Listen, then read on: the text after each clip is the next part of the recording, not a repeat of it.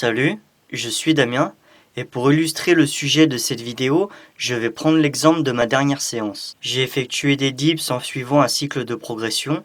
Je devais faire 4 séries de 14 répétitions avec 3 kg de lest. J'ai validé les 3 premières séries et n'en fait que 13 à la dernière. J'ai atteint l'échec. Dans cette vidéo, je vais vous démontrer comment analyser votre série et comment relancer votre progression en 6 astuces.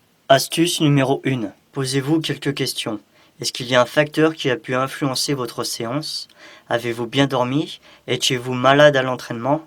Avez-vous fait un bon échauffement? Astuce numéro 2. Quand vous tenez un cahier d'entraînement en notant l'exercice, le nombre de répétitions et de séries ainsi que le temps de repos, vous pouvez ajouter une note de difficulté à votre série, sur une échelle de 1 à 10. La note de 1 veut dire que la série était facile, la note de 10 signifie que vous avez atteint l'échec. Elle dépend uniquement de votre ressenti et cette note va vous permettre de prendre des décisions pour la séance suivante. Est-ce que vous augmentez la charge de 1 ou 2 kg par exemple? Astuce numéro 3. Quand vous commencez un exercice, le temps de repos est en général d'1 minute 30. Lorsque vous progressez en charge et en répétition, l'exercice devient de plus en plus difficile. Vous allez devoir augmenter ce temps de repos afin de progresser davantage. Vous pouvez l'augmenter par tranche de 30 secondes lorsque cela est nécessaire et aller jusqu'à atteindre 3 ou 4 minutes maximum.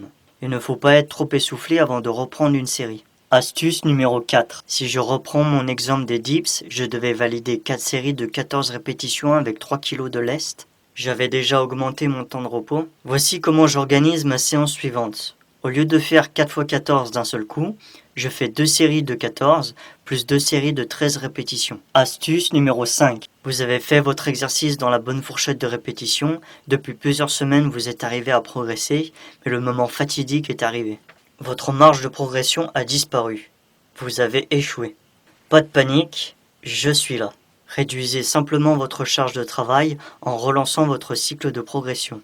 Astuce numéro 6. Quand vous faites un mouvement pour la première fois, celui-ci doit être effectué de la façon la plus stricte possible afin qu'il s'automatise. Je vais l'appeler le mouvement de démonstration. Mais pour prendre du muscle, il faut utiliser des charges de plus en plus élevées. Et cela peut dégrader l'exécution de votre exercice.